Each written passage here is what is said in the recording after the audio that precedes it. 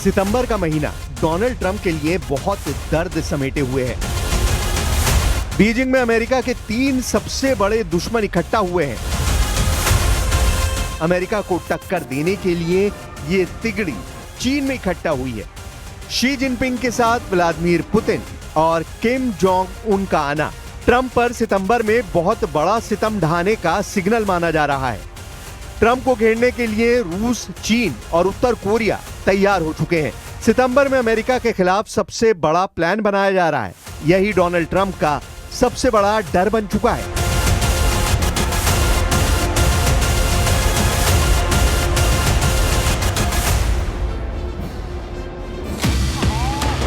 Beijing में होने वाली सालाना परेड में इस बार शी जिनपिंग का साथ देने के लिए रूस के राष्ट्रपति व्लादिमीर पुतिन भी हैं और उत्तर कोरिया के supreme leader Kim Jong Un भी हैं।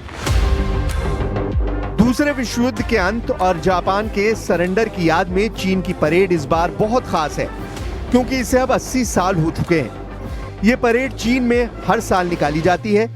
बीजिंग के सबसे बड़े चौराहे पर टैंक गुजरते हैं।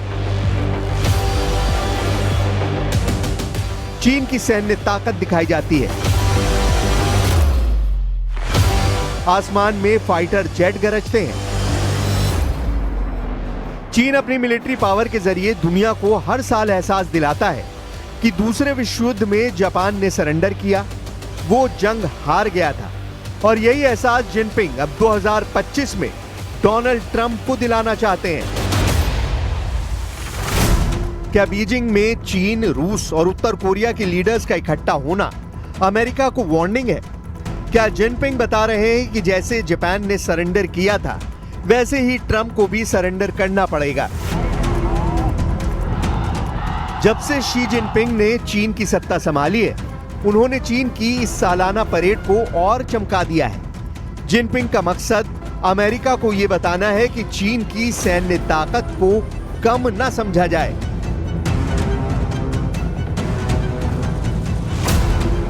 सवाल है कि जिनपिंग के साथ पुतिन और किम जोंग उन क्या अमेरिका के खिलाफ सबसे बड़ा फ्रंट तैयार कर चुके हैं, जिसमें चीन भी है, रूस भी है और उत्तर कोरिया भी है।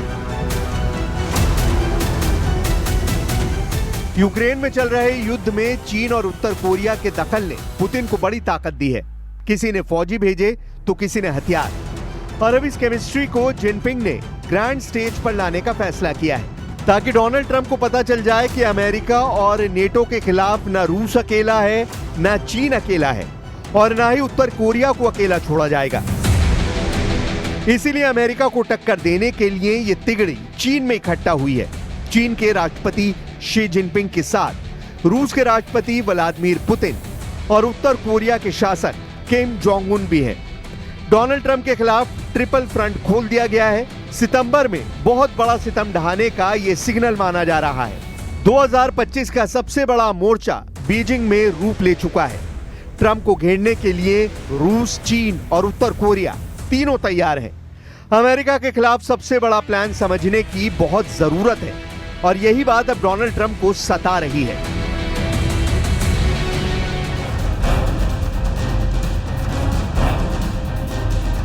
युद्ध का मॉडल यानी जंग के हालात में चीन की रणनीति क्या हो सकती है? अभी प्रशांत महासागर के इलाके में पूरी तरह शांति लौट आई है। इस बात को कोई नहीं मानेगा, क्योंकि टेंशन लगातार बरकरार है और ऐसा दशकों से चला आ रहा है।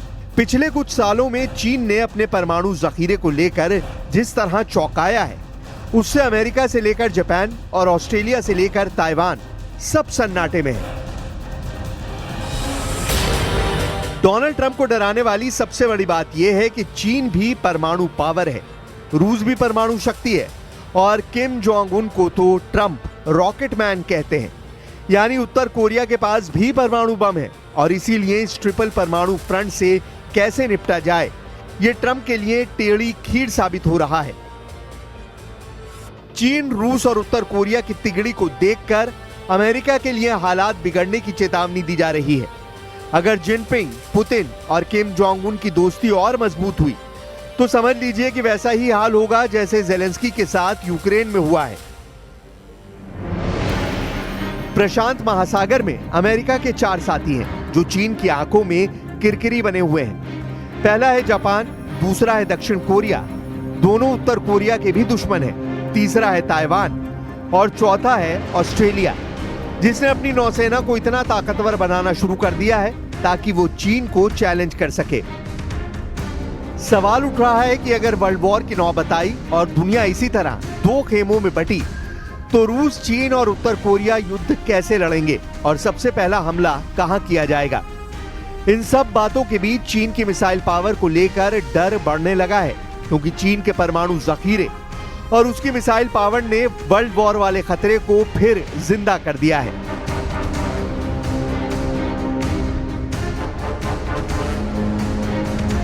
एक बार फिर देखिए career killer DF-21, range 2000 kilometre. चीन की intercontinental ballistic missile DF-31, range 11000 kilometre.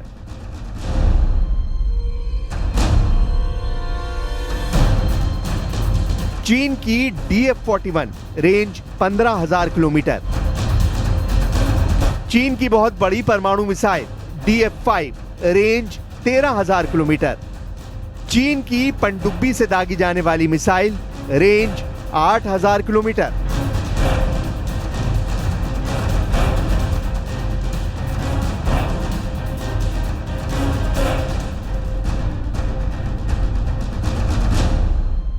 क्या चीन वाकई बड़े परमाणु युद्ध की तैयारी कर रहा है और क्या वो ऐसा हमला कर सकता है? अगर ऐसा हुआ तो जिनपिंग फैसला कितनी देर में लेंगे?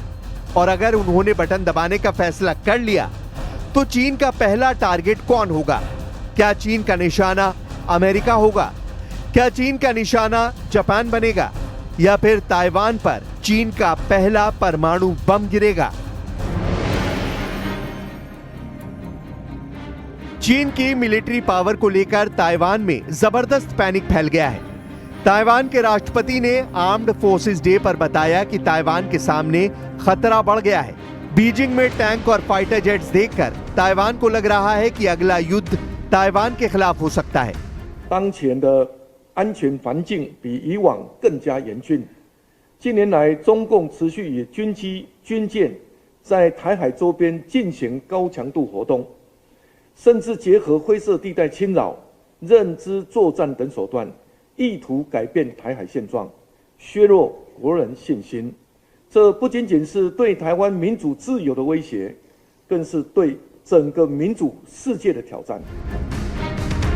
खतरा इसलिए बढ़ा है क्योंकि जब दुनिया यूक्रेन के युद्ध में उलझी है और पूरा नेटो ज़ेलेंस्की को बचाने के लिए व्हाइट हाउस में मीटिंग कर रहा है, तब चीन और रूस ने एक अलग मोर्चा खोलने की तैयारी कर दी है।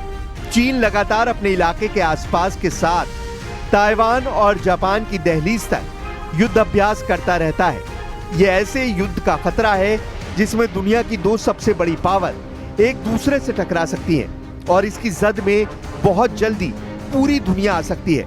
खतरा ऐसी मिसाइलों का है जो हजारों किलोमीटर दूर से फायर की जा सकती हैं। अगर ऐसा हुआ कि दुनिया की सबसे घातक मिसाइल अमेरिका और चीन के बीच चलना शुरू हुई तो तबाही का कोई दायरा नहीं बचेगा, क्योंकि तब इसमें पुतिन और किम जोंग उन का भी दखल होगा और अमेरिका नेटो के साथ अकेला पड़ जाएगा।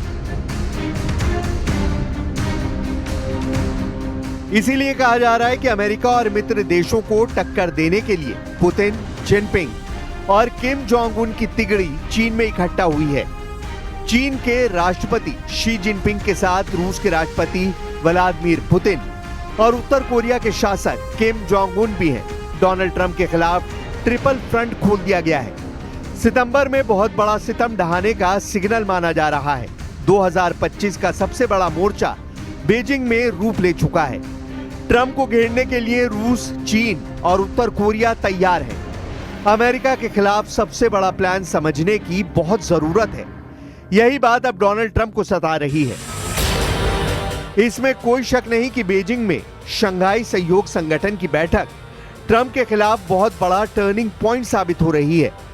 पुतिन से लेकर दुनिया के हर उस बड़े नेता को बीजिंग में बुलाकर जिनपिंग ने यह पैगाम देने की कोशिश की है कि चीन का फ्रंट तैयार है। अब बीजिंग में परेड दिखाकर और उसमें पुतिन को शामिल करके जिनपिंग अपनी फौज का हौसला भी हाई दिखाना चाहते हैं।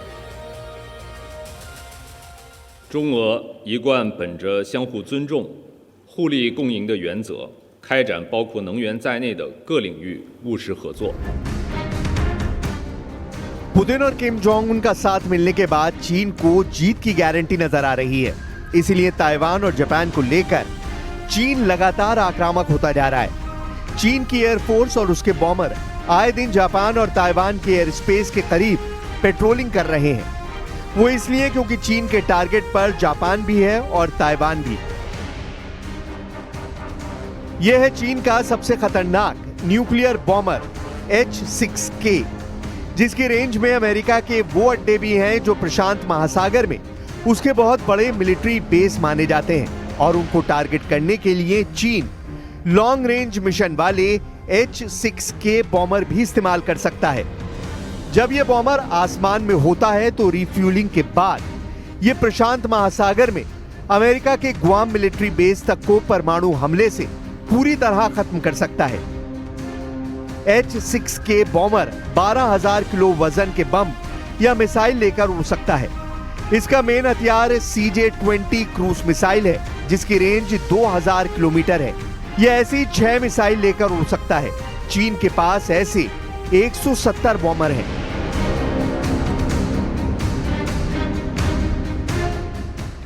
चीन अपनी परमाणु मिसाइलों का जिक्र करने के साथ ताइवान के आसपास अपनी बॉमर वाली पावर इसलिए दिखा रहा है क्योंकि वो ताइवान और अमेरिका दोनों को डराना चाहता है। चीन अमेरिका को खबरदार करना चाहता है। यूक्रेन पर रूस के हमले और वहां हो रही बमबारी से शी जिनपिंग के हौसले वैसे ही काफी बुलंद हैं। यही वजह है कि चीन अब अपनी एटमी पावर जोर शोर से दिखाना चाहता है।